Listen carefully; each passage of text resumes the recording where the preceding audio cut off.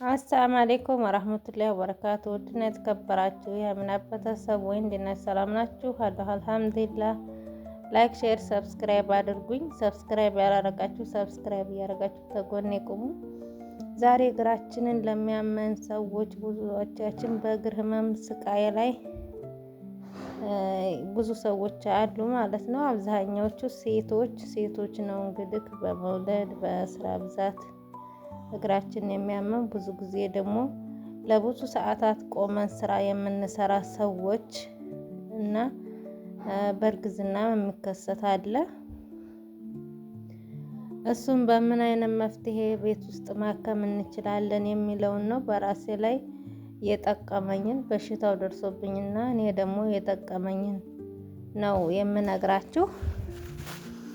መጀመሪያ ምን ማድረግ አለባችሁ? ማሳጅ ነው ማድረግ ያለባችሁ።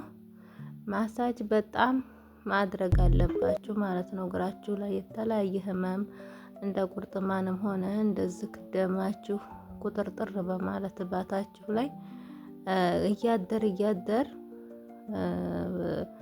ስር የሚሰድ በሽታው ተወዲሁ ራሳችሁን በቤታችሁ ውስጥ በዘይት ዘይቱን እንክት አርጋችሁ ማታ ማታ ስትተኙ እሹት ማለት ነው። በጣም እግራችሁን ድክም ብሏችሁ ብዙ ጊዜ ቆማችሁ የዛሎ ምናምን ደማችሁ ስርጭጭት ሲል እሽት ስታርጉ ስርጭት ይላል። በቃ ወደ ሌላ በሽታ አይዞርባችሁም ማለት ነው። እና ማሳጅ ማድረግ ለብዙ ነገር ይጠቅማል። በእግር የተነሳ ነው ወገቤንም አመመኝ። ያው ተወገብ በታያለን በሽታ በማሳጅ ነው ማጥፋት የምትችሉት ማለት ነው። ከህክምና ይልቅ ከህክምናዎች እና እንደዛ እያደረጋችሁ ራሳችሁን ማከም ትችላላችሁ በቤት ውስጥ። ሁለተኛ ደረጃ ደግሞ ሞቅ ያለ ውሃ አድርጋችሁ እግራችሁን ዝፍዝፍ ያ እንግዲህ ሞቀው ውሃም እንደዛው ቁርጥማንም ላለበት እንደዚሁ የደም መርጋት ላስቸገረው ሰው በጣም መፍትሄ ነው እና እኔ በጣም ጠቅሞኛል። በጣም እግሬን ሽምቅቅ ነው የሚያደርገኝ ከምንም በላይ መላወስ እስኪያቅተኝ ድረስ ህክምናም ሄጄ ነበር። ምንም መፍትሄ አላገኘሁም። ያገኘሁት ቤት ውስጥን በመጠቀሜ ነው እንደዚህ አድርጌ ማለት ነው። እናም ጓደኞቼ ብዙዎቻችን እንግዲህ አረብ ቤት ቆመን ነው የምንሰራው ለብዙ አመታት። አረብ ሀገር ግን ከ10 አመት በኋላ በሽታ ነው። ከ10 አመት በኋላ በሽታ ነው ማለት ነው።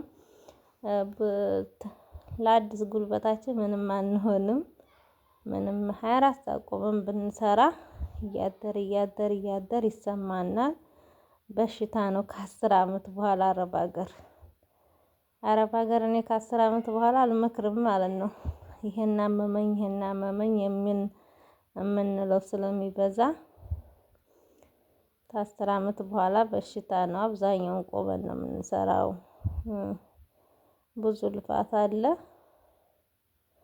እና ለዓላማችሁን አላህ ያሳካላችሁ። እግራችሁን የሚያማችሁ እንደ ደም መርጋትም ቢሆን ሽምቅቅ እንደማረግ እንደ ቁርጥማንም ውስጥ እግራችሁን እንደማቃጠልም ቢሆን ሙቅ ውሃና ማሳጅ አድርጉ። በቃ ከዚህ አያልፍም።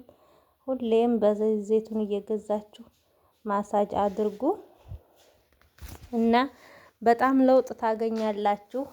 ወይ ብላችሁ ማለት ነው። እንደምታመሰግኑ ባለ ሙሉ ተስፋ ነኝ። ያው ምስጋና ካላህ ነው። ያው ጠቅሞኛል እንደምትሉ መልካም ኮሜንታችሁን ደግሞ ጻፉልኝ። ኢንሻአላህ ደግሞ እኔም ይጠቅማችኋል የሚለውን አንዳንድ ነገሮችን የጠቀሙኝን እና ወደ እናንተ አመጣለሁ። ብርታቱኒ ተጎኔ ቁሙ። ላይክም ሼርም ሰብስክራይብም እያረጋችሁ አበረታቱኝ። እንደዛ ነው የምላችሁ። በጣም ነው የጠቀመኝ እላችኋለሁ። ህክምና ብንሄድ ምን ብንሄድ እንደ አንዳንድ ነገሮች ያው ቤት ውስጥ በራሳችን መሞከር ምናምን አሪፍ ነው። እንደዛ ነው እላችኋለሁ። አሰላሙ አሌይኩም ወራህመቱላሂ ወበረካቱሁ።